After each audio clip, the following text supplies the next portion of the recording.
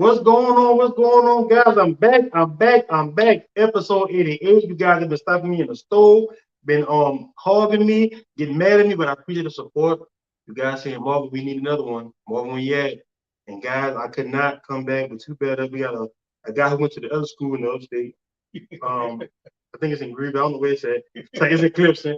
Clemson, Big Mervin Green. We also have here a Carolina man, good man, Jaberi Ellis, who just happened to both be for the low country. Guys, if you're coming in here, hit that like and that share button. If you're from Vance, Utahville, Santee, Orangeburg County, you support it, hit that like and that share button on YouTube and Facebook. So now, before we get this thing started off, I'm gonna make sure I'm correct. I know Merv, you from Utahville. Jabari, where you from? I like to say, man, Holly Hill raised me advanced, baby. Okay, you better be man. I know how it is about that. I know how it is about that.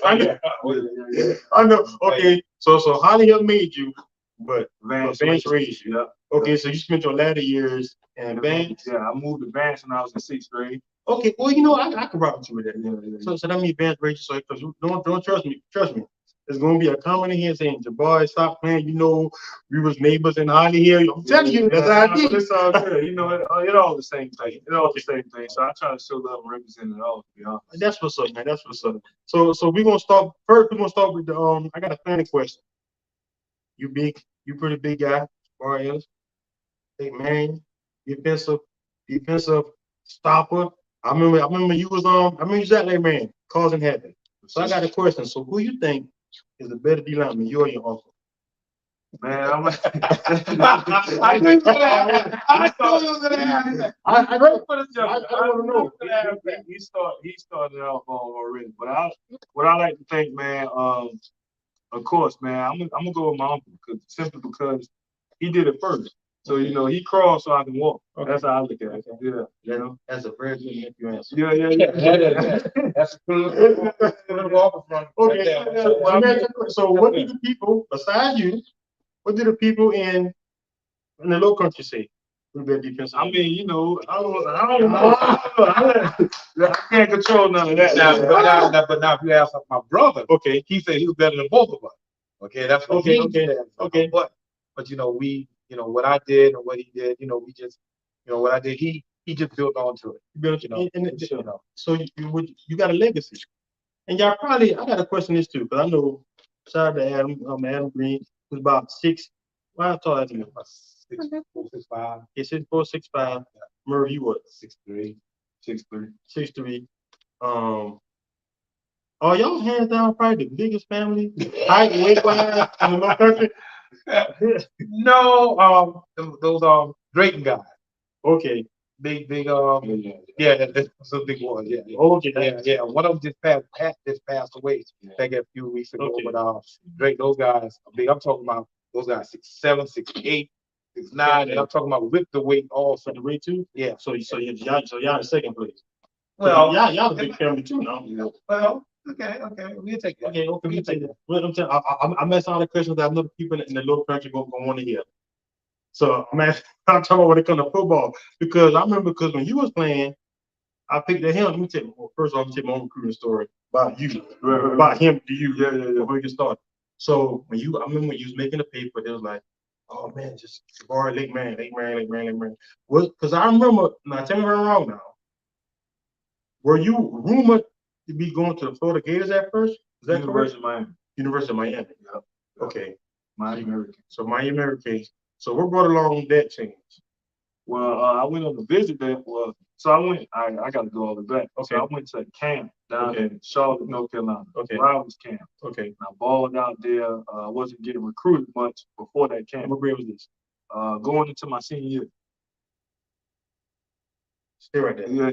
Okay. So going into your senior year, I got a big topic. You still coach your high school coach? Yeah. Okay. Sure. So I keep it friendly. So I got. So I want to pick not a particular high school coach, just some high school coaches in general. Right. So for your senior year, you were not getting recruited. Right. So you went to a camp and balled out. Right. And what did that turn into? Oh man.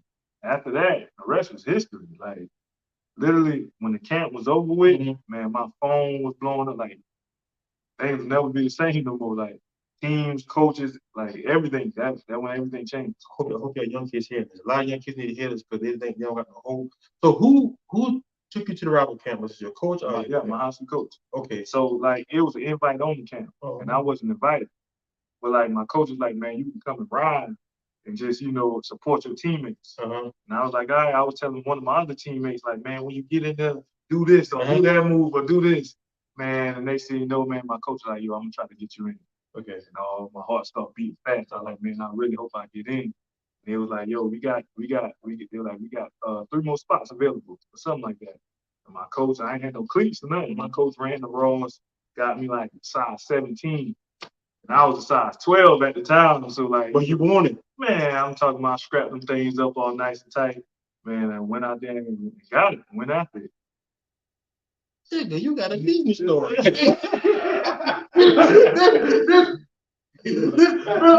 telling you, bro, because see, let me tell you why I love these interviews. Because outside looking in, I can't speak.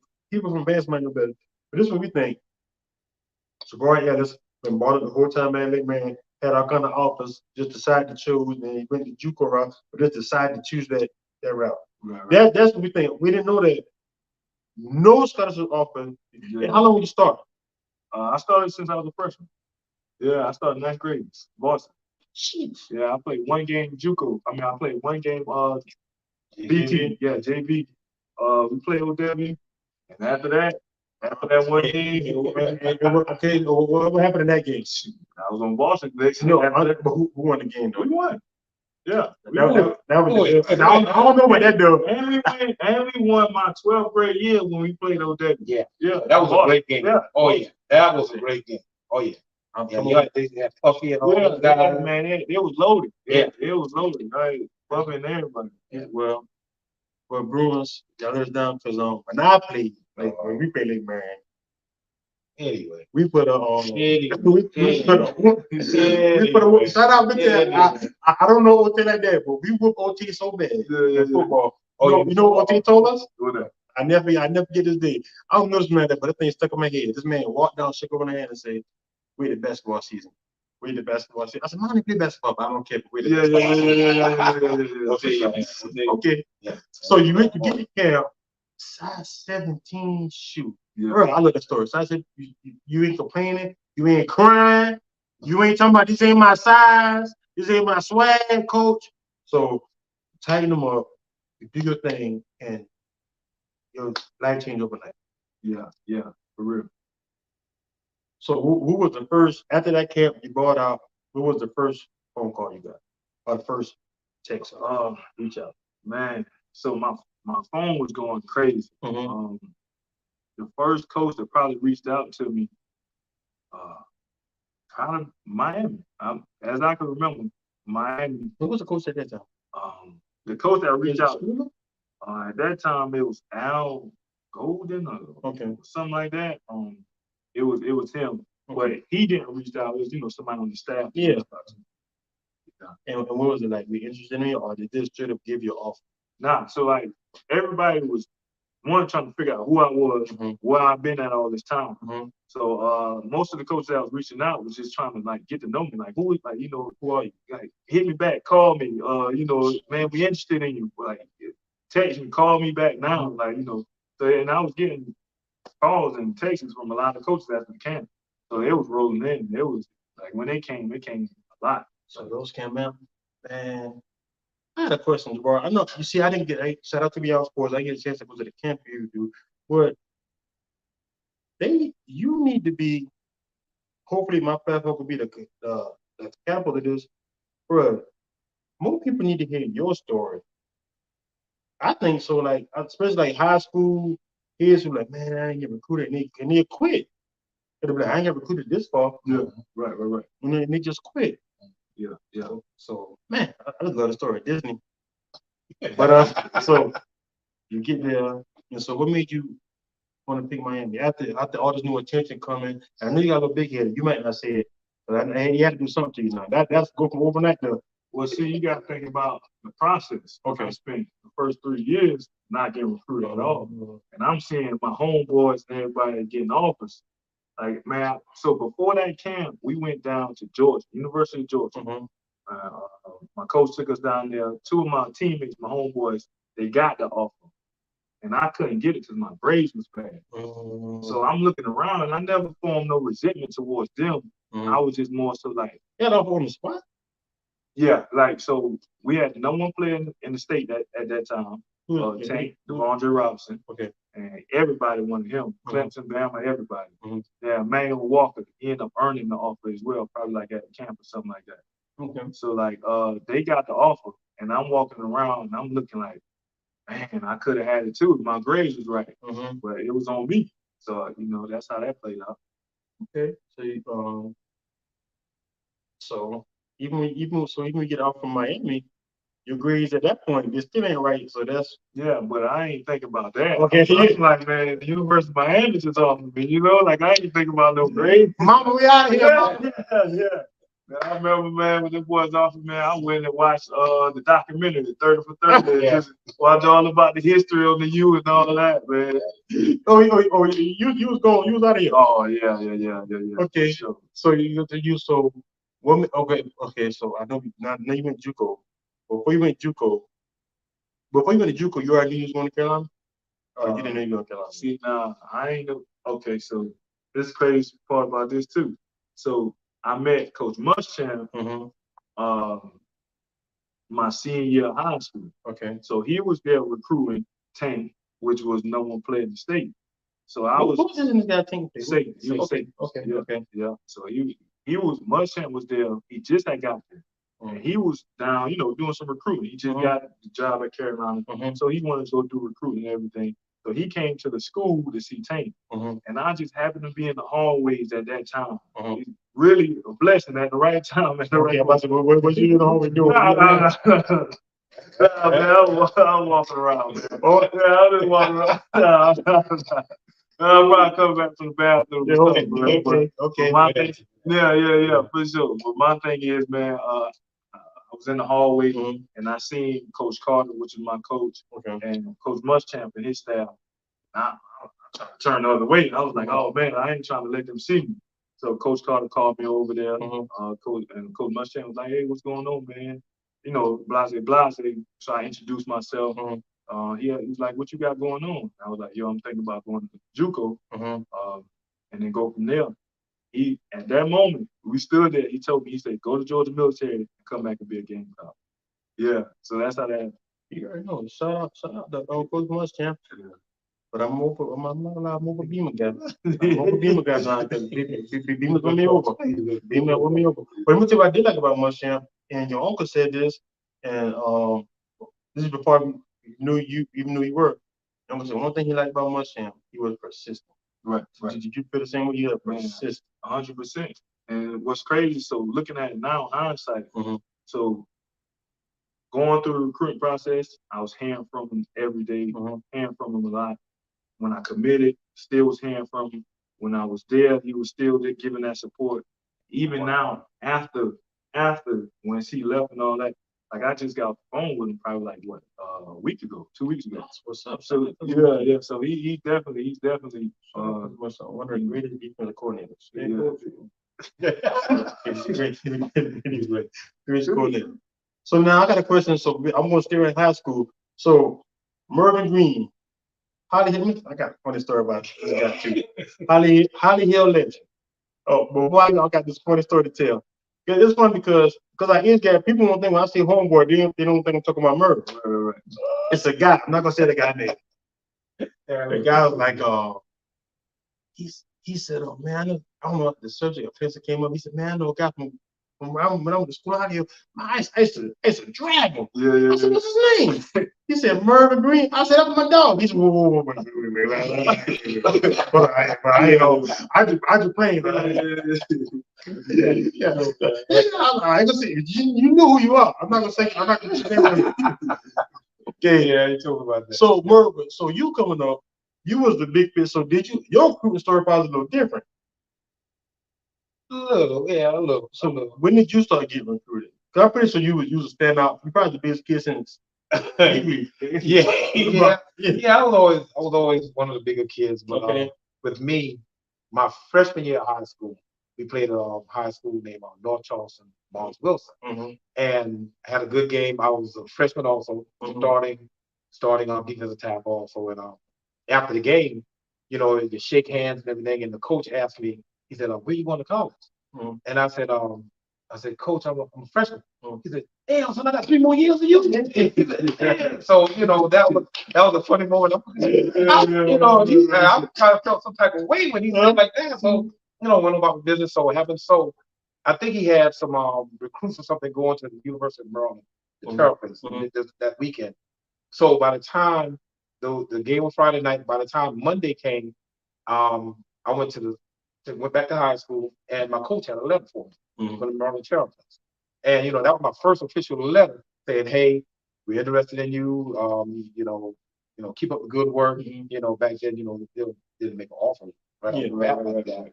But you know, it was just the fact that you know, my first official letter. You know, I was freshman. Yeah, I'm a freshman. Yeah, you're on the radar. Yeah, I'm on the radar my freshman year. So throughout the years, you know, each year you got, you know, hopefully I got a little better. And you know, hold on, I'm gonna tell how modest he is. He said, "Virgin too modest." He just said, "Well, kind of the same kind of story."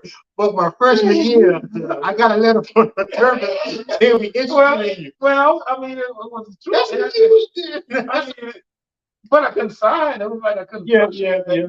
But you know, the fact is that you know, just the letter itself made up, you know, made me feel good. Yes. And you know, each year I got more and more letters and everything. So by the time my senior year, you know, I was pretty much just like, okay, I didn't know what direction I was gonna go, what school, you know. So you know, and the same thing, you know, didn't apply myself in my books also. Back then, I don't know. Yeah, back then it was more lenient, but at the same time, you still had to, you know, do your had to do ACT, SAT, and all that.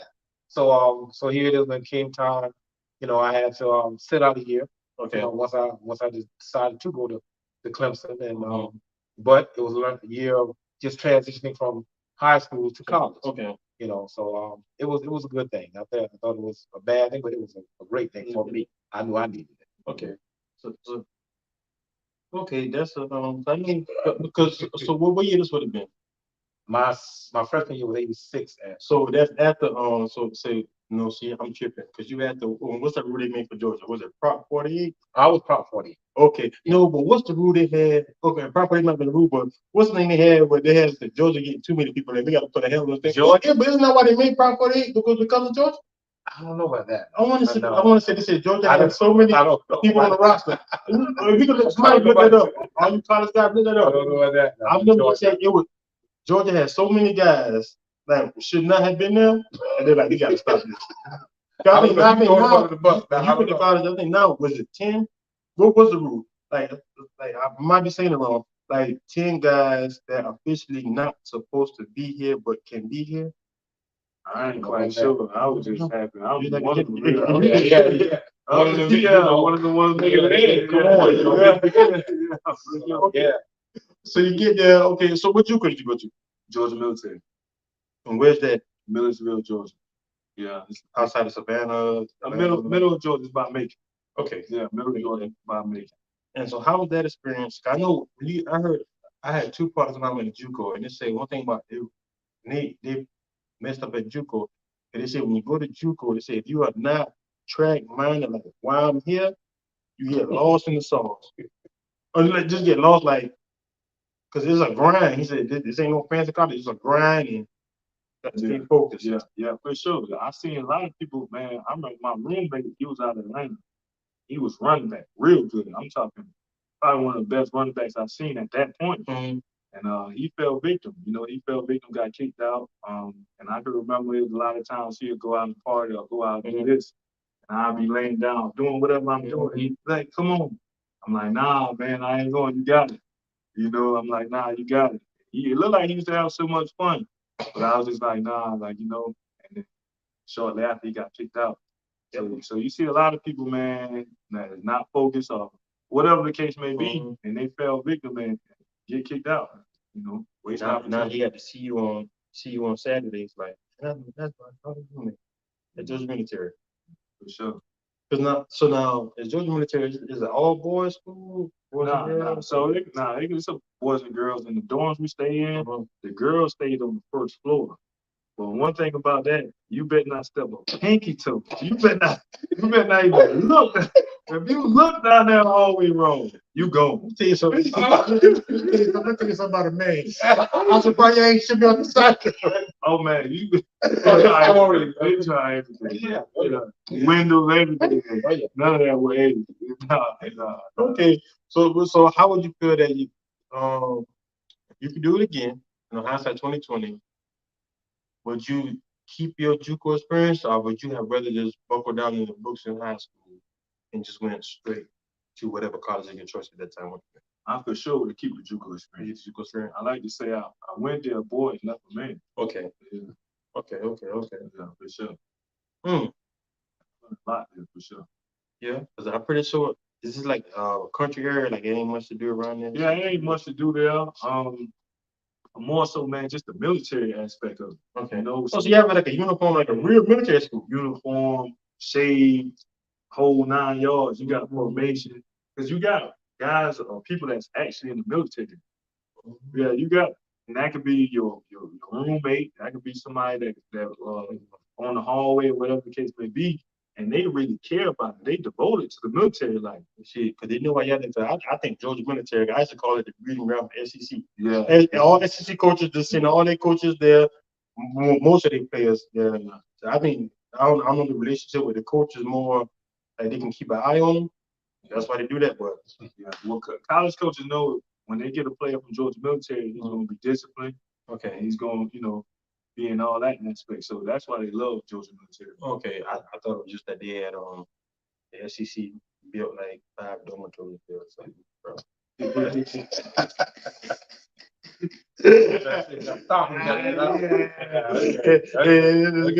He sent us guys. Phone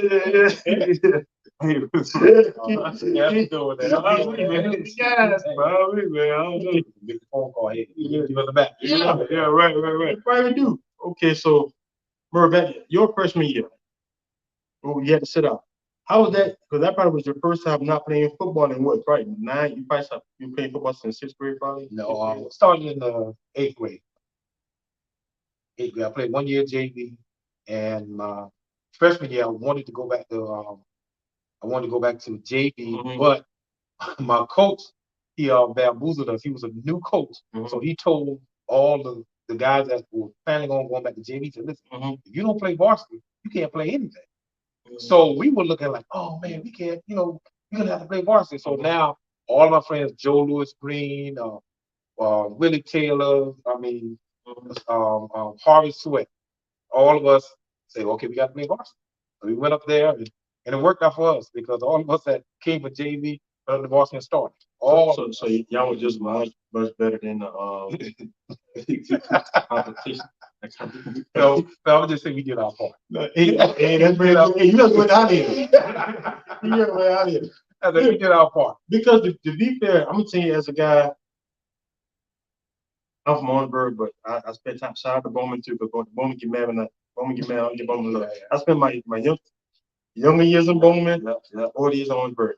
But like, I'm gonna honestly say, you guys tell me if I'm wrong. It just, to me, it feels like when I'm gonna talk about I'm gonna say Santee, how to I'm gonna call it the Low Country, all that right there.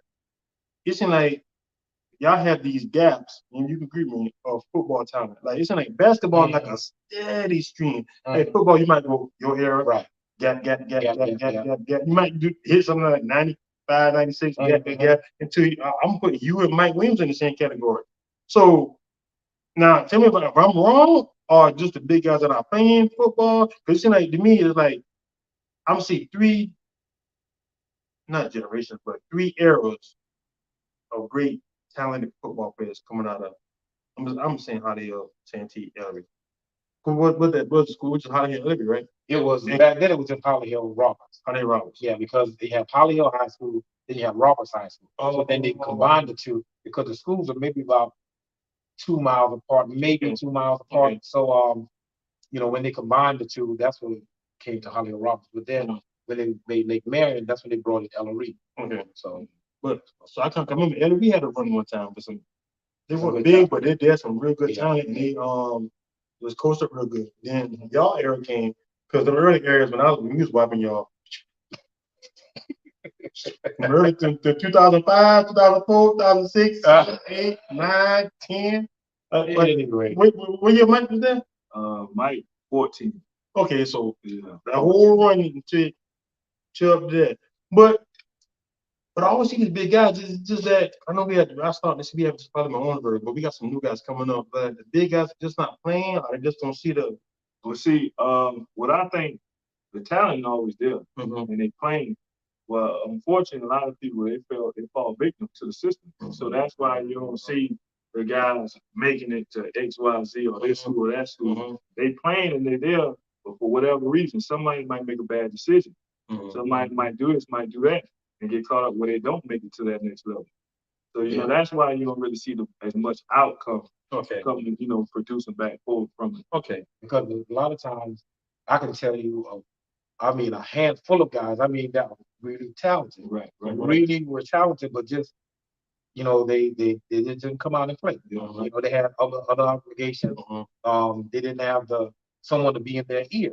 Okay. So I could just go down the list of a bunch of guys that could have really gone to D1 schools. Easily D2.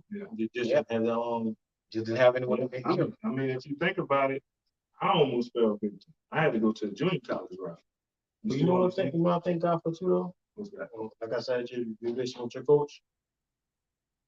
Well, like you have a son, you're not a kid right now. But if you have a son, forget son, nephew, cousins, you know the system. So you can say, all right, I'm taking these camps and do things. A lot of these parents don't know the system. So they put all of their trust into the coach that he's gonna tell them what to do.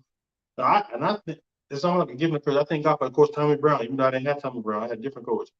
Tommy Brown made the process so easy because your parents didn't have to think. I need you to have this and this, ACT, I need you to have this and here, that and here. I'm telling you, this coach come talk to you and we good to go. Okay. You know what I'm saying? But I'm starting to realize a lot of coaches not like that. So like, what if you wouldn't? Because if you wouldn't have went to that camp that day, you don't know how your life would turn out. Yeah, I mean, I can see that, but I think it started kind of at home. It started with the mindset first. Like a coach can take you all over the world, but if your mindset ain't right, then it don't matter.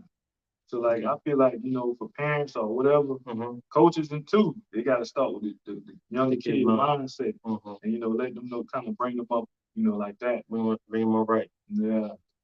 Okay, we'll see. So then all of that will take place. It'll, they'll be straight. I don't know, because so many kids get lost in the sauce. Right. Okay. So you leave Georgia Military. Now you coming with the big dogs. Now you coming on campus. You the big man on campus. Number 99. And I'm guessing you were 99 for Warren Sapp. Nah, I was 99 for Ball. I mean, funny. Yeah. That just ain't y'all. This is my whole mind. Yeah. So when you get to Carolina, so now if Murray gets back, I'm gonna hit this from your point of view back in the day. When you get to Carolina, you are the man at the top two biggest schools in the state. Everybody there, but everybody knew. You don't know who they are, but everybody on that campus knows who you are. Every female, male, teacher, drive-by, they know who you are. What is that experience like? What is that like coming from Georgia Military? What is that? You can be honest as you want to be. What is that like coming from like that? Coming from first Lake Marion, shout out to Lake Marion. Then go from Lake Marion to Georgia Military, and Georgia Military to pretty much the big leagues now. Right. What's that like? So like at Lake Marion, once my name started buzzing, like it was more of a moment like people know me. People know me, so I'm experiencing it. Junior college, nobody knows Georgia Military. So it was a drop off. So that gave me a chance to look and see everybody and see everything. So once I got back to USC, once I got back to the mountaintop, I seen the people come back in. So at that point, I was able to maneuver and direct and see the difference. You work with me, she was in the gym. yeah. So that's how that was. Okay, and I got that part. No, but you still answer the question. I got the part where you got that the people want to say. I'm telling no. I'm talking about. I want to keep it real. Yeah. No, I ain't going there, but I'm talking about the part. Not even like the I see the people that come to the side. I'm talking about just the fact that. Cause think about this. We don't keep it. What's wrong?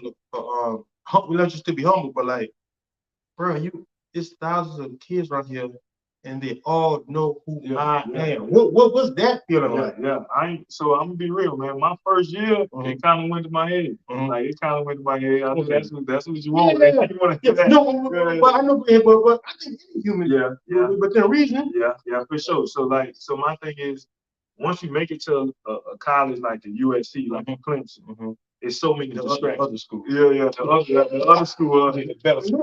I mean, the better school. Yeah. Okay. But it's so many distractions when you go into a system like that, and it's easy to not stay on track or stay on path. You got everybody coming up to you, want to do whatever you want to do. You know, like pray and have Bible study. Yeah. I got you, brother. That's the answer. Yeah. You know.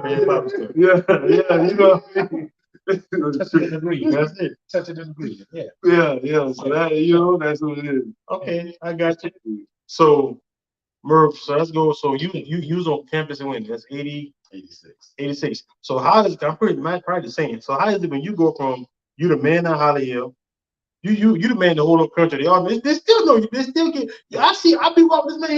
He get the same man. Like he just got out. Like he just took a soda pass off yesterday. He get the same reference.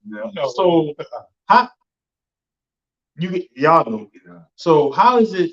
So how was it going from Holly Hill Roberts, which is a pretty small school, but great school at the time. How's it is go from there? You step on Clemson, and they all know. I didn't think that it was like that for me. I didn't think so.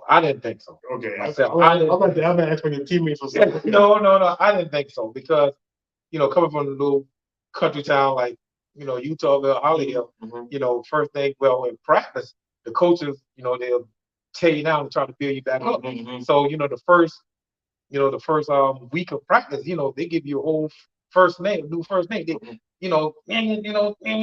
name agree, put you back on the bus, put you up back to Utahville, so you be like, oh, is this the same game I played in high school? So it kind of humbles you, but and like you're there 2 weeks before anyone gets there. So you're out there busting your butt 2 days and sometimes 3 days, and so when everyone comes back to campus, you just try to just blend in and trying to just get through the process, of classes and everything like that. That you're trying to. But you're not gonna blend in. You're 6'4" black man. I don't care what if you want playing ball, they thought you playing ball. You know what I tell everyone? But they say, "Oh, you play football?" I was a swimmer. Stuff like that, or tennis player. That's why I tell them. But yeah, I mean, of course, people are gonna know what you do, of course. But at that point, you just try to just get acclimated. You're trying to just get acclimated to the process of the rigors of everyday life, because you don't have anyone right there saying, come on, you got to do it. No one waking you up in the morning. So you got to do it yourself. So it was good. You get to meet a lot of new faces. Okay, I'm about to say because you didn't answer the question either, but okay, yeah. You get to meet a lot of new faces from all over the world too. Yeah, from all over the world. People from all over the world come to both those campuses. Yeah. So when you get to see them and meet them and just conversating with them, it's enlightening. So. No, I do have a question for y'all, that younger brothers. Y'all can say yes or no, or this. I'm talking about just looking out for the younger athlete.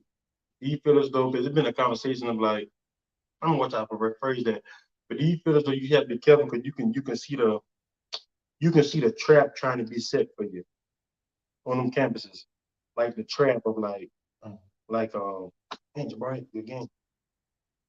I think when I say trap, I'm talking about a female. That's what I'm saying, trap. Do you see like the average? I'm Marvin and I see a trap coming. So I'm just saying, so because you know how it is, it's a more trap. So do you feel as though like an athlete, you got to be more aware of that because you know where they're coming from. Oh yeah. Man, I can remember after we played Florida, and I scored a touchdown. I, had a good old game. This guy came up to me, and he had his daughter with him, and he was like, "Oh, you Jabari Ellis?" And I was like, "Yeah." He told his daughter like, "That's who you need to have a baby by." Yeah. So his daughter tried to pursue, like, try to talk to me. So like, that real? I believe it, and I bet you they didn't look like us. I bet you I could bet $100. He would be confirming on But the thing, because I actually heard, I was watching something and heard a female actually said her mother told her, because you're going to campus, see if you can get you one of them ball players. Yeah, that's crazy. It's true. It is true. Okay, yeah, it's that real. It's that real. Yeah. So fellas, be watch out, because then you can be PJ what's his name, PJ Tucker. Yeah. No, the other guy played for the Hornets that got what? Says she ain't got him over. That's she ain't got him. She ain't got him. Yeah. So you get there, so you're having these good games. Because I'm pretty sure by the time you are a junior or senior, you still getting the praise, but I'm pretty sure you kind of like, okay, this is my new normal. So you after a while, I'm pretty sure you get used to it. You maneuver around. If they come in, you smile, take a picture or two, maybe just one autographs. Okay, so you're doing that. So when you do a JUCO, you still did all 4 years, or are you going to do 2 years? So 2 years. Okay. School. No, but when you do the JUCO, do those 2 years count against you? Yeah, they do. So it's crazy. So you do 2 years at JUCO, right? And you can only play 2 more years. But I ended up getting 4 more at South Carolina. Huh. Yeah, I redshirted my first year. Okay. And then COVID. Okay, yeah, so I ended up getting the whole 4. Okay. That's a blessing now. Yeah, for sure. So you get there. So at what point do you start to realize I'm playing? I think I might be able to play at the next level in the league. At what point did you start like, okay? Because I know they have the code. I know they give everybody a percentage. This percent will play college football. This percent makes it the league. At what point you be like, you know what? I think I'm good enough. Right. So just like my uncle said, when you first get to the college, they want to break you down because you're riding off the wave of high school or whatever. Your head swell up and then. So even to answer the question before, the fame, talks, and chatter is different. It's 2 separate things inside the building and outside to the public. So like inside the building, you just average Joe. Everybody is. You're doing the same thing. But outside the public, oh, you Mervin, you Jabari Ellis. Yeah. But once you back, with the team, like you coming from a team that you were the man. Now you go into a whole team that's full of the man. Man. So now you're like, oh man, because everybody there is the man in school. Might be 1 or 2 guys that just got in because of whatever, but most of them, everybody there. Right. So that one thing they kind of instill and tell you, like, it don't matter how you got here, what star you was, 4, 5 star, no star, clean slate. At least that's what they say, clean slate. So you gotta go out there and earn everything to that point. Yeah. I believe that. Yeah. So at what point did you realize I can compete? I'm not going to be at the next level. So for me, when I first got to South Carolina, man, I was expected to play early. That was part of my reason of going because the lack of depth. So I was expected to play early and contribute. I ended up having knee surgery and redshirt my first year. So I seen the difference in they treating me like, oh, Jabari Ellis, to, oh, watch out. Or like, oh, watch out. Let this guy come up. Like, watch out, get in the back. So each year I was there 4 years. So each year it progressed. I got better and better, like you said. So to answer your question, man, my junior year, we had a coach my sophomore year. My second year, we had a coach of John Scott. He is Detroit Lions defensive line coach now. Okay. And he was the one like, oh, Jabari, like, you can actually play. So I started hearing, I'm like, that was my first time hearing a coach tell me like I can play. So I'm like, oh, okay, I hear you. So then my junior year, we had a coach, Tracy Rocker. And my Uncle Mervin tell you. Oh, yeah, he was a man. Yeah. He was all world. Yeah. Tracy Rocker was a man. He played at Auburn. Yeah. Outlet, bar. Right. He won it all. Yeah. So he naturally gained our respect just off of his accolades what he did as a player. So he was one that told me like, you got it. He like, I seen what it takes, and you got it. So once he told me that, I was like, let's do it. Yeah, let's do it. So my junior year for sure. The junior, okay. So what lineman did you go against when you was in college that you probably like did you face a Trent Williams? I'm saying Trent Williams, but you know what I mean, like a stud guy that you was like for now or guard, you like, look, hey, I knew this guard right here gonna be like a top two, a top one, well, what do you call it? Like a first, second day pick. So I'm gonna give him my all because I know he gonna have the film, and I want me to pop up on his film. So look, I can tell you two stories, right? So my first one was in junior college.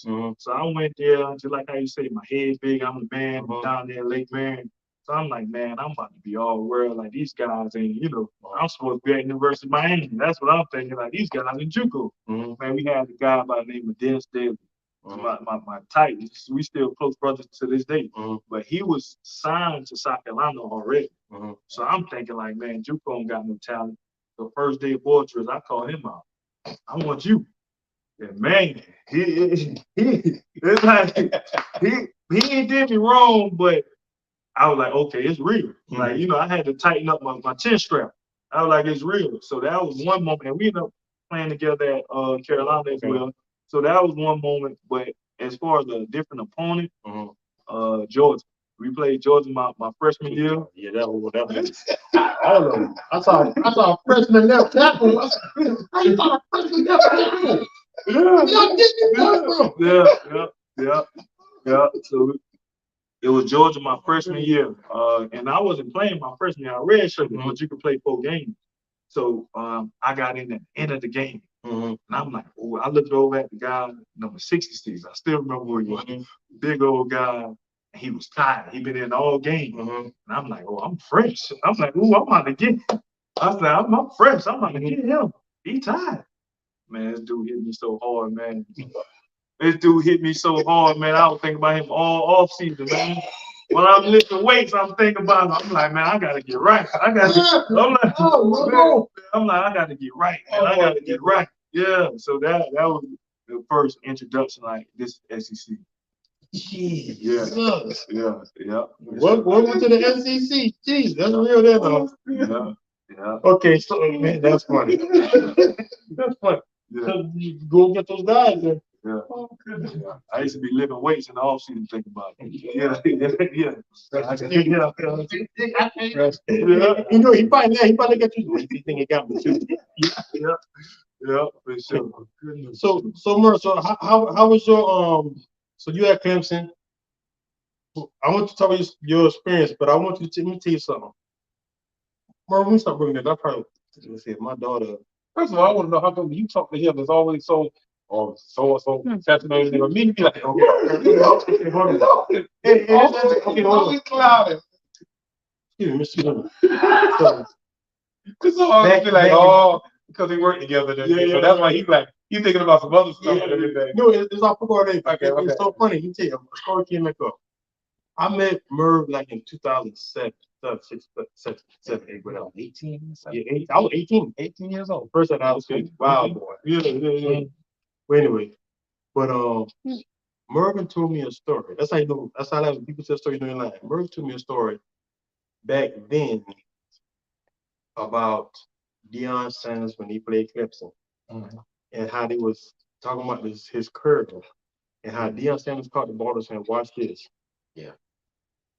Deion Sanders talked about that exact moment 2 weeks ago on the podcast. Yeah, that's real. He said, "I'm real playing Clemson." I said, "Yeah, that's real." Yeah, because we were playing him.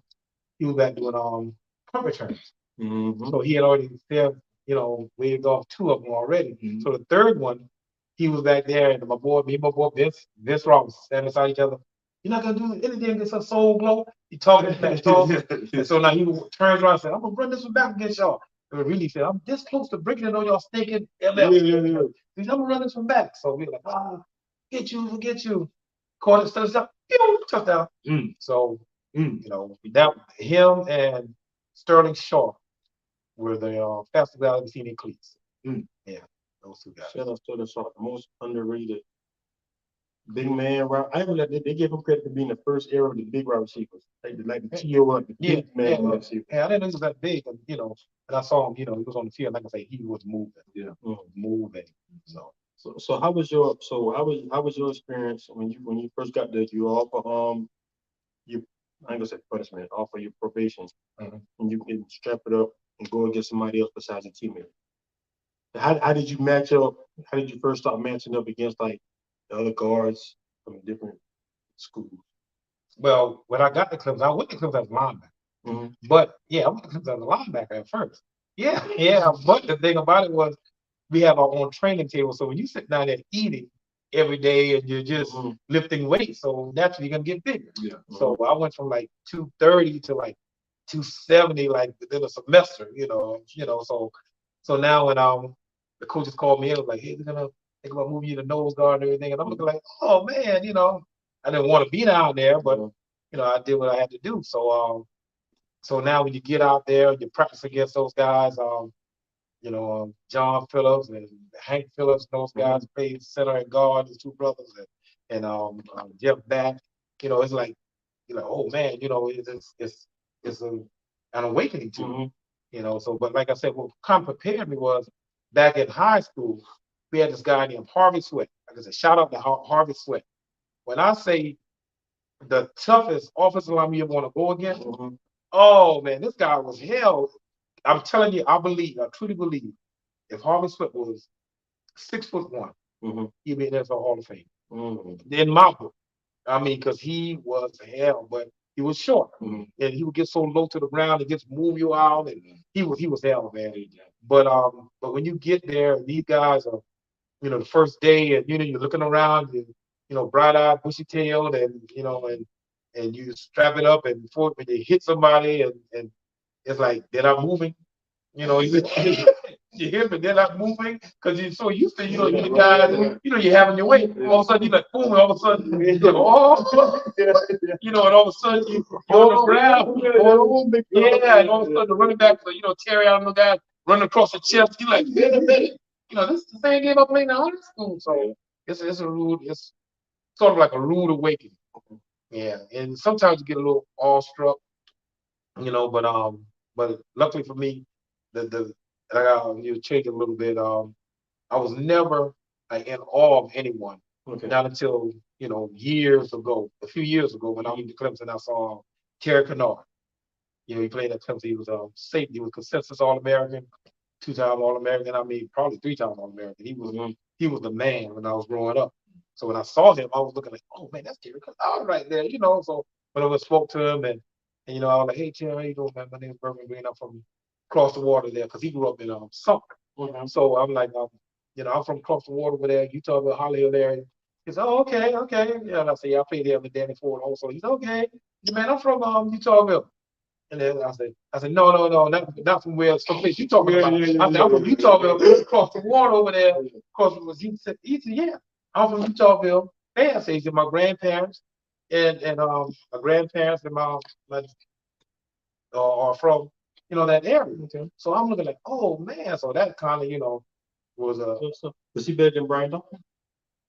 I think Brian Duncan's probably the best safety for my team. Oh man, hey, well, that's hey man. No, because I'm gonna look him up because I love football. So like this guy, like I know the guy, but I'm gonna go look him up. Yeah. Look up Terry Kennard. But it's better than Brian Duncan. Hey man, hey. I mean, that's the yin and yang right there. I mean, you can't go wrong. You can't go wrong, man. I mean, both of them.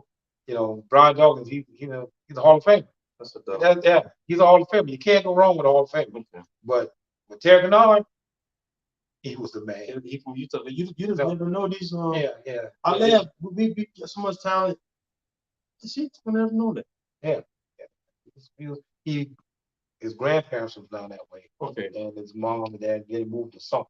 Okay. So that's crazy how some of the really is right across the water from Utah and all that. And man, right across the water.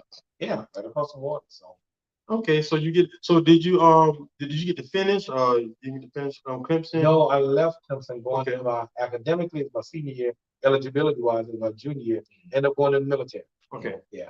They taught me in the military. What branch? Navy. Yeah. Let me tell you something. Navy is the only branch I know that big guys. When I say big guys, you gotta know. If anybody in the military know how like the army, they don't care. They don't care how built you is. You got to be this. Yeah. This. Yeah. The Navy seem to have a little bit more. As long as you're in shape and your what is it? Neck. Yeah, neck, waistline, and your weight. Yeah, those three. Okay. They'll get the measurements and go from there. So that's what because I tried to go to Marine Corps 1st. They were like no. Army was like no, and the Navy guy was standing outside, and he was like, "Hey, I've seen you up here for the last 2 days. What's wrong? You can't get in." I was like, "No." He said, "Don't worry about that.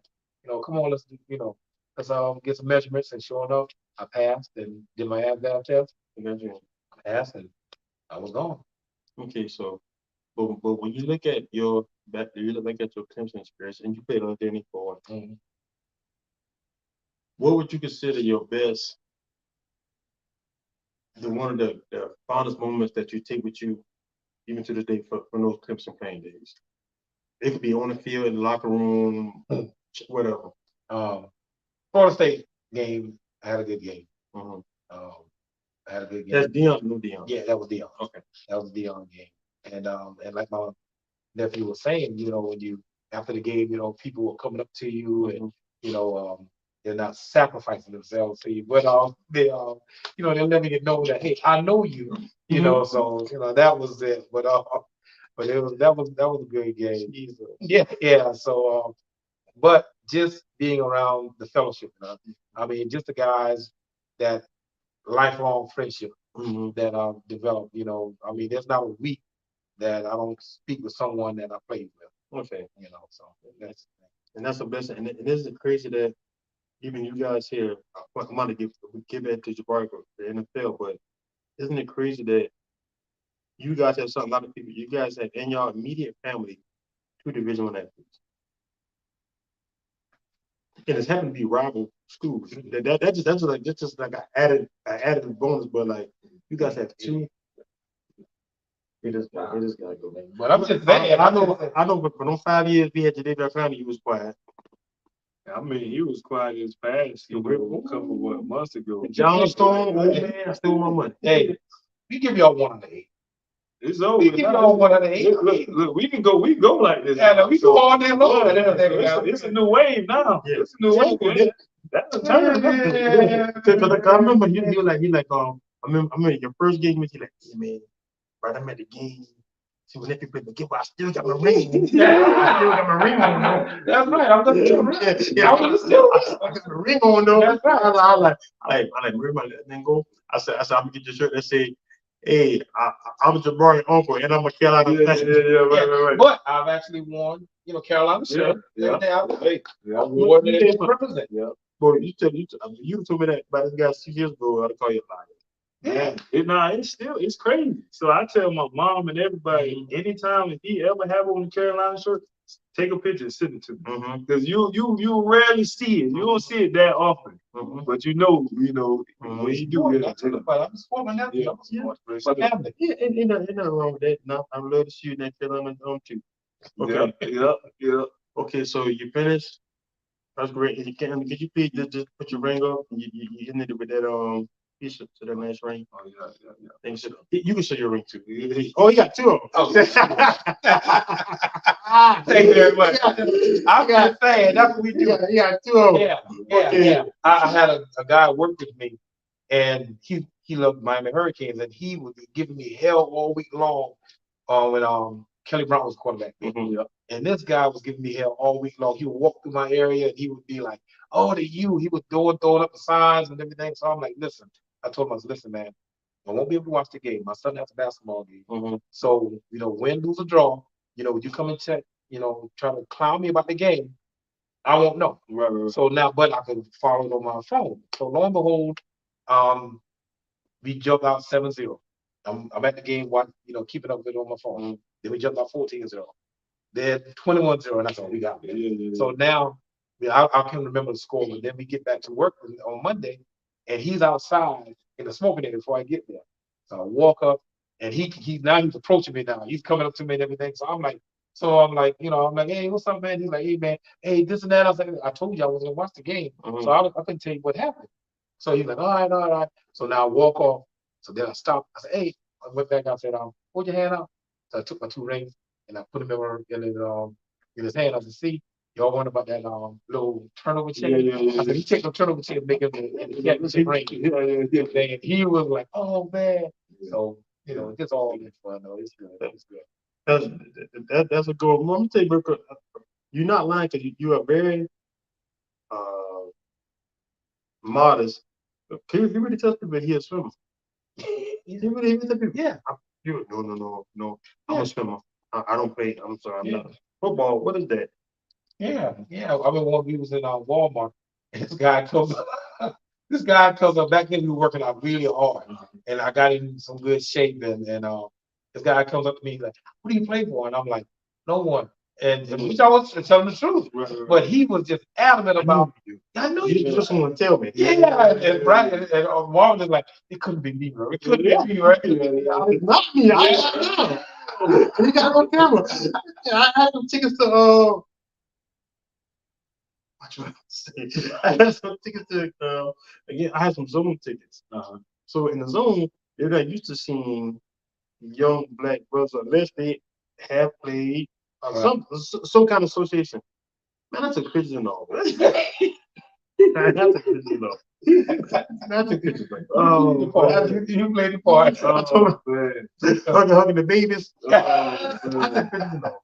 I said, you know what? She don't know. I'm a Gamecock today. Yeah. Okay, that's good. So the guy looking at this because we got a pro here. So I've heard things if it's true or not. I heard like before like the bowl game that they give each senior or anybody who think they're going to the draft, they give them a draft grade.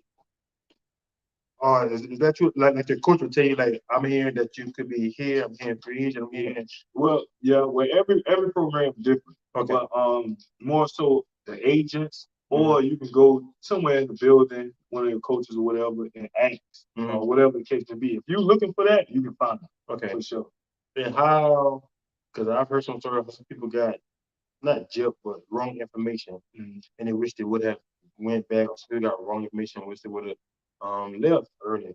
Do you feel as though the information at that time that was at Carolina, that it was true to the best of their knowledge, as far as like draft grades? Yeah, well, as far as me in particular, I never went seeking for that information. Okay.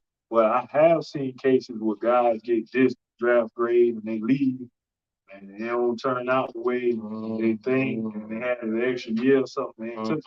But me personally, I ain't went out seeking that knowledge. Okay. I wasn't too much really worried about the draft grade. Okay.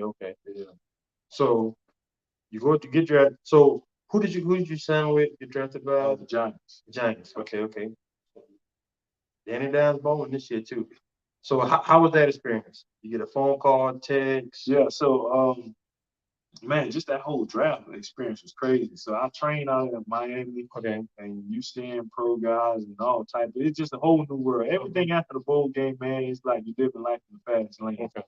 So man, going through that whole process, now you get back. I got back here to South Carolina, and pro day is the big thing with all the scouts and GM, everybody come in. So we had our pro day, and I had a good day. I had a real good day out there. But that whole process, teams is calling you, figuring out like at the weirdest times or saying the weirdest thing, like it just in the sense of like I can remember one time it was random, like probably 2 days before the draft, and the Cowboys called me, and they were just like, okay, we just checking to make sure it's the right number. And they were like, all right, we don't just call anybody. So like the scouts will call you and do all type of stuff. Yeah. But for the most part, they just want to get a feel of who you are and what you're about. Okay. Yeah. So I hear these. I always hear these sometimes. Like, sometimes whoever you do the best workout for, sometimes it'll be the team that actually sign you. It'll be the team that you might have worked out for one time, or do a half workout. Yeah. And they would. So when you did the Giants sign you from your pro day, or did they sign you for the individual workout? In your opinion? I think it was more from the pro day. Okay. I think it's more for the pro day, for sure. But there was a team, so there was a team that was kind of in contact with me though, like the whole time. Okay. So that's kind of how that played about. It was kind of like recruiting all over again.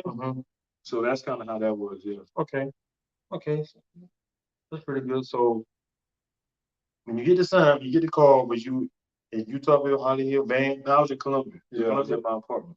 Yeah, I didn't want to go down in the woods and I had no service stuff. So I told him. I ain't say. I told him. I was like, hey, I ain't say. no. I told him beforehand, I said, man, stay in Columbia, don't come down this way.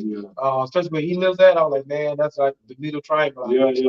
I'm back in. I'm talking about back up in there, man. I mean, you don't. I mean, I'm telling you, it's back up in the woods. So I said, man, stay in Columbia where your phone can ring. When it rings, you'll be able to hear something. Well, that's country. Oh, yeah, cake. Like a cake. Yeah. Okay, so after you get the phone call, who the first person you call after that? What's your first phone call after the Giants say? When they call you, are they calling you to say we need you to get on the plane and get up here? Or they calling you to say it was more so okay? So now this is towards the end of the draft. So when the coach called, it was more so like we want you, like let's make it happen in that sense. So of course I was excited, man. I was really excited. My mom was up there, my mom and brother. So I ain't had to call them. I'll probably say my first call probably was to my uncle, and I kind of told him like, "Yo, New York, check this out there." But that's probably what it was. And how did that make you feel, Mr. Green? Since you said I don't even care what to say, Mr. Green, how did that make you feel when your nephew call you? Well, it's like it's almost like being a proud pop. You know what I'm saying? Because a lot of people always think that he's my son anyway. Even when he was younger, people always say, "Oh, that's your son," or I saw you and your son in this place. I mean, no, that's my nephew and everything. But for him to actually, to be drafted, because it's like only 1% get that position. 1% get that opportunity. Yeah. So I mean, I was just his number one fan. Besides his mom and his his immediate family, I was just his number one fan. And hopefully I would just try to just be there. For when he needs certain things, or just some advice, But I was really, really proud. Yeah, because I'm gonna say, because he talked about you ever since you was at Lake Marion. Ever since you're at Lake Marion, you're my nephew. Because let me tell you something, I'll be used to, because his son's is huge too. It's huge, man. It's huge. So like it would make it would make sense. But like, okay, well. But this my nephew. So you get this. So where we at right now? Are you still the Giants? Are you free agent? Or so I got released preseason. Okay. Yeah. So then I went to CFL. Finished with Montreal, Canada. Oh, that's what's up. Yeah. Finished with Montreal, Canada. I got one more year to do in Canada, and then we'll go and see, going forward. Let me tell you something. Did you see the statement that Chad Ochocinco made about Canada? Oh yeah, he played with Montreal. Yeah, I saw that. And like he said that people think they think it's sweet. Like, bro, these is like it's like the same level. Just people just get different opportunities and for whatever reasons. Man, I'm gonna be honest. So when I first got to Canada, I knew not to make the same mistake going into JUCO, thinking, "Oh, ain't nobody very good enough." I knew not to make that same mistake. But man, I got there, and it just happened to be their game day. So I got to see a live game, and it was a D lineman, man. He had technique. He was good. So he was doing so much good things. I asked him, I said, "Man, why you ain't in the NFL?" But that just showed you the level of talent that's there, Yeah, so I couldn't understand why he wasn't in the NFL somewhere. It might be a reason. So now I wish this right here. You don't have to give it. That's the due percentage wise. Well, I want to talk right, man. The highest 1% of the CFL dollar values. What is that? I'm talking about the guys like that's the equivalent of who made the most? Aaron Rodgers. I think Aaron Rodgers made the most shit. I think he got 55 million. Aaron Rodgers Yeah, right. you know what I'm saying? Yeah, So what's the equivalent of that in the CFL? The highest guy, or the highest guys. Yeah, well, yeah, exactly. I don't know the highest, but I do know you got guys that's making millions a year as well. That's the highest. Okay. That's the highest. Okay. Well, I'm not, quite sure of Okay. numbers as far as the highest over there. But it's good. But okay, so like they got these new leagues, right? You the perfect guy to ask about this. I'm pretty sure they contact you or you might contact them. So you got like Canada, you got these new leagues, like you got the USFL came back again, you got the XFL back again. How do you feel about those leagues? How you feel about those leagues? How you feel about the USFL? Well, how I look at it, man, having the opportunity to play the sport you love and actually get paid for it, that's a blessing within itself. Amen. Well, for sure, USFL, XFL, all those good leagues, those opportunities. Okay. And opportunities don't come by too often, so you got to take advantage of them. But do you think, one thing, you talk about the CFL? The CFL is a real league that's been around for years. You know what I'm saying? It's established. Yes. Those guys go there. Them guys have careers. Those guys, they make families in these places. Yeah. Yes. The XFL, is it coming this year? Didn't it go again? They're gonna leave again? I'm like, it's just so. I'm pretty sure as a ball player, you have to decide that, like, do I want to take this? Do I want to take this 3-year contract with the CFL, or do I want to give the USFL South Alabama Broncos a try? Yeah. I think that's really the name of the team. And because even though you're in the States, but you're not. I think it's just so indecisive. It's like. Yeah, for sure. I mean, the CFL, it's stability there. Yes, for sure. It ain't going nowhere. Like I say, it ain't going nowhere. But I mean, it kind of comes down to what you want to do and what you're pursuing. Okay. Yeah, that's what it kind of comes down to. But they get a guy, the kick returner from the Cowboys. He's on the USFL, but he had to be an MVP as a return man. And that's how he got a shot. He took advantage of the shot. So being in the CFL, say camp come around, are you allowed to go to if a team call you want you to come to camp? Are you allowed to do that? Or are you not allowed to do that? Well, see, this is my first year pro. Okay. So like I was with the NFL the whole time. Okay. Once I got released, I went to the CFL as this was towards the middle half of the season. Okay. So I don't really know about a lot of preseason and stuff like that as far as CFL wise.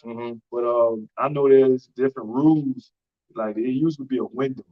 So like if you under contract from let's say December 3rd to February 17th or something like that, the NFL can call you. You can get a shot. Okay. But after that, the window closes. Yeah. And I'm pretty sure that the NFL knows that too. Yeah, for sure.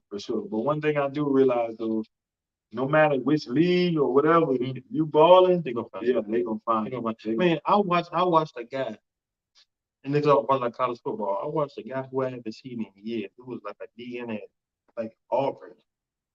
I'm like, man, where has this guy been? And I found him on a USFL thing out of nowhere. Man, that's crazy you say that because when I got to the CFL and I was playing, when we played Toronto, I'm seeing guys from back in the day, like the quarterback that was starting for Toronto was Chad Kelly from Clemson. Yes, yeah. So and right. So on the scout report, I'm like, this Chad Kelly, like I remember him. So I made a joke with him and hit him and told him he still got that Clemson smell on him. So but just having the guys all over him.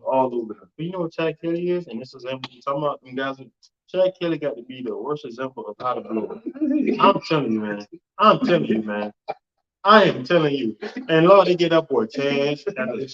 He messed up at Ole Miss. He went to Denver. Yeah, before he got Ole Miss, he was somewhere else. Yeah, he messed up there. He went to Denver. Messed up there. Yeah, it's a lot of guys over there for sure. You read Chad Kelly rap sheet, you thought it was a brother. It's a lot of guys over there. Yes, yeah. No, that's right. He left Clemson with the Ole Miss. I think. Yeah. He was at Clemson first. Then went to Ole Miss. Yeah. On the he still getting drafted. Like I say, he went to Denver. Because it's time. And then he got messed up. He's in trouble. See, guys, don't be Chad Kelly. don't be Chad Kelly. We beat Jabari. Let me tell you something, Jabari. But I really love that story. I really love that story about the whole camp story and how that camp changed your life. With the size 17 shoe kind of thing. So Mr. Mervin Green, for you, how is it being a living legend from the low country when you how has it being a living football legend? I'm not a legend, man. I just did my part. I just tried to do my part. Just fill in what I can, and that's all I did. That's I hear him, right? That's all, man. That's all. But like I said, I played with some great guys, throughout high school. My boy, Jackie Elmore, Joe Lewis Green, Willie Taylor, myself, Vane and James Lee, Sammy Avenger, Jeff Myers, a lot of guys, Greg Dingle. I played with a guy that led the state in interceptions in senior. He like 13, 14 interceptions. That's a lot. But about you, I got a question for you. This kind of like, this is your fault, Merv. Why you never went back and like coach? Well, to me, I don't think I had the patience. I really didn't think I had the patience. I helped out a little bit at Lake Marion High School, but kids are different now. Kids are different now. So I think that someone that was in the school system, that was around them more, I was just coming in and filling in, after I get off my job and everything. But it's different now. Y'all. But let me tell you something. And Jabari, you speak to this too. I don't. You can speak to this or not speak to this. It's on you. Some people coaching, and I'm like, why are you coaching? Yeah. Oh, yeah. That's true. Why are you coaching? Yeah, that is true. But I'm like, a lot of times, high school football. But the thing about it is, they come cheap. Yeah, they come in cheap. Yeah. I mean, you like they say, you get what you pay for. So a lot of times, if you look at these big schools, a lot of times coaches are not even teaching. You know what I'm saying? They're just coaching, that's it. So therefore they can devote all that time to drawing up the game plans and really get with their teams. And so therefore you got some guys that was, working at the plant, or doing something else or just volunteering. They, like you said, they didn't play football or anything like that. So yeah, right. And I also feel like a lot of coaches, man, they perspective. That's kind of like the problem. They just so focused on wins. They just think about the wins. Yeah. But you gotta, think about developing the player. Yes. And then if you develop the player, his mindset, him in general, the wins are correlated. Yeah. If that makes sense. Yeah. Yes. Yeah. I had a boy that was 9 or 10. No, 10 or 11 see him playing football. I told him to get a 3-point stance. He said, "What's that?" I said, "Where you play football at?" And he said, I said, "You know what 3-point stance is?" "No, sir." I'm like, so I told my home, I said, "Hey, wait, listen here, man. I know we don't want to, but even guys who even just play like at high school level, we got to teach these kids, but we got guys who really, they trying their best.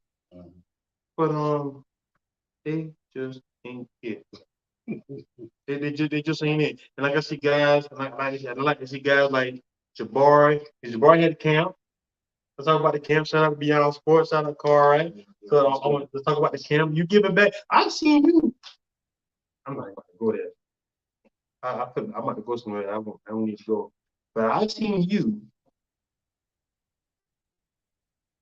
give back in more pictures than I have some other local legends. And I'll just say that. I'll let that be whatever that's going to be. But I'm just saying, which is a great thing. But Jabari should not be by himself. I just say that. And that was I'm gonna tell some guys need going Right. Yeah, because you teaching. I mean, I feel like it kind of what those guys set out to do.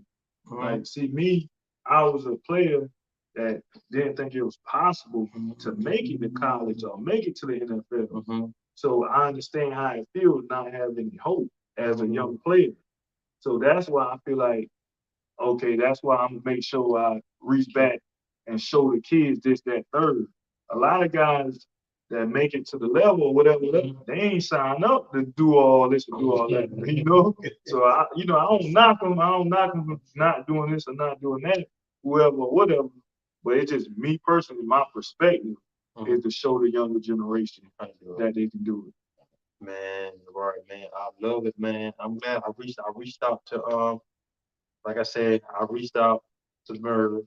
Because I wanted to try to do because there was no You did it right. You did it right. the middle. So I had to Mercy. I got something for you. You got this my nephew. I said that's what's up. I said because me I try to reach out to people I know make connection. But I reached out to Merv. I said I want to talk from Merv. Just let the guys.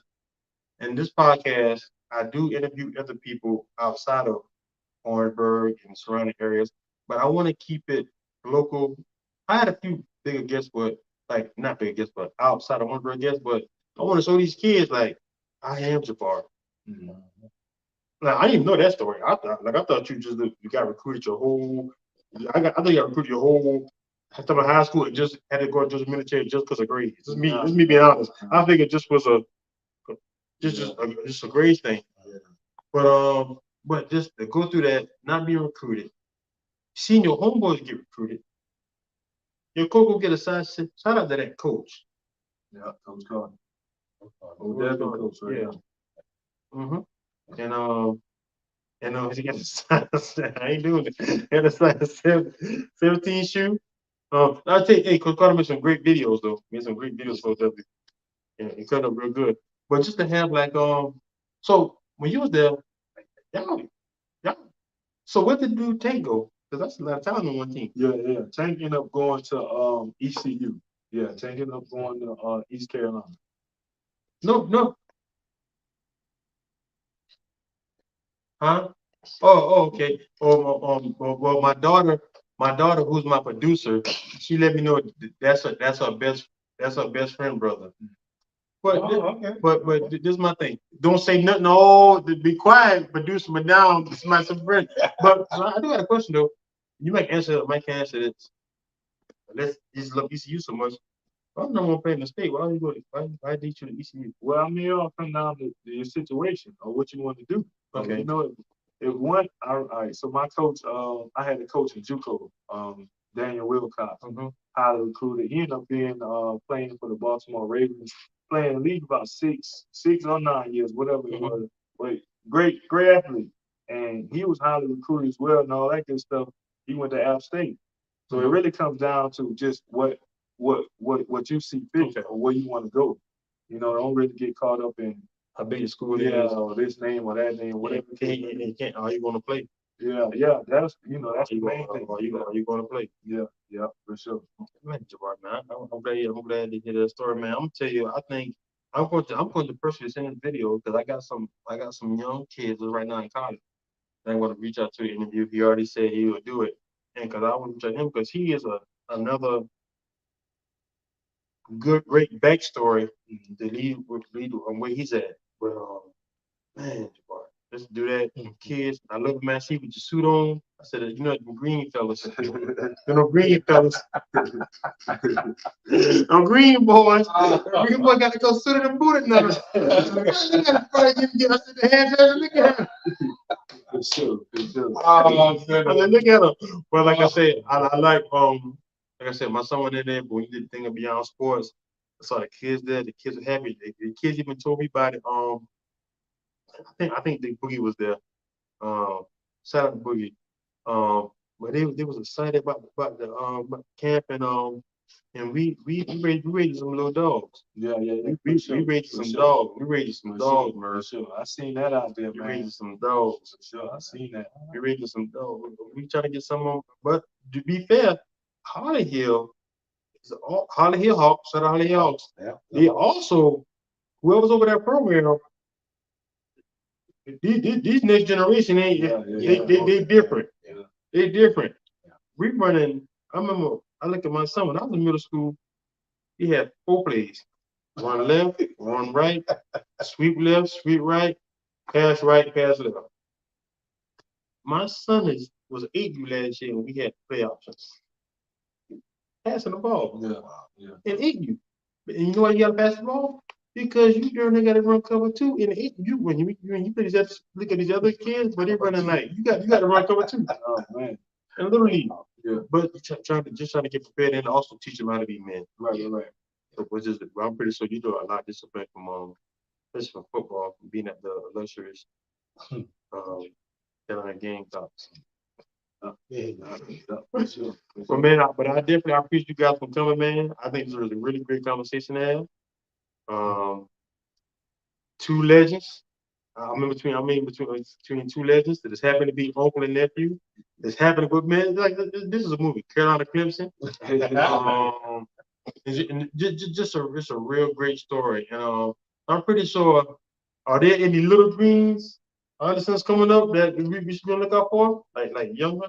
Oh yeah, for sure. I mean, just stay tuned. You know, it's going. When you hear it, you gonna hear it. And we're gonna know what it is because they're probably gonna be the biggest thing walking around. Yeah, when you hear it, The biggest thing walking around out here are Utahville. But shout out to people from Utahville, you know y'all. Some people out there, you know y'all. Safety, you know y'all.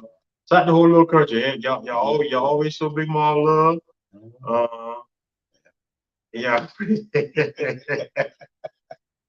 Hey, we're not doing that. You're not doing that. But shout out to everybody. I want to thank you for tuning in episode 88. I'm gonna let my 2 guests. I'm gonna get the last words. If you guys sit in here, hit that like, hit that share button. You're on Facebook, thank you. YouTube, thank you. If you listen to this on the podcast platform, thank you. Thank you for having me, man. Ain't no problem, man. Thank you for coming, man. Yeah. Right, man. It's been a pleasure. I think y'all guys, my welcome back episode. I've been going for about 3-4 months. Okay. Episode 88, and like I said, the people really, and shout out to Woodrow and Chuck Richardson. That interviews get me stopped in public by people who I don't know the most. Wow. Those 2 interviews there get me stopped. I'm telling you right, say I'm a small platform, but you gonna hear about it. Yeah. I mean, it's all perspective. Yeah. It's all perspective. I'm telling you, man. Just keep doing it. Yeah. Keep doing your thing. I'm gonna keep support you, man. I'm gonna keep doing it. I'm gonna say, that guy saw when Jabari signed that big deal. I'm gonna clip this. Yeah, for sure. It's all good. Yeah. But all right, guys, it's just been nice. Hit that like, hit that share button. Episode 88, we out.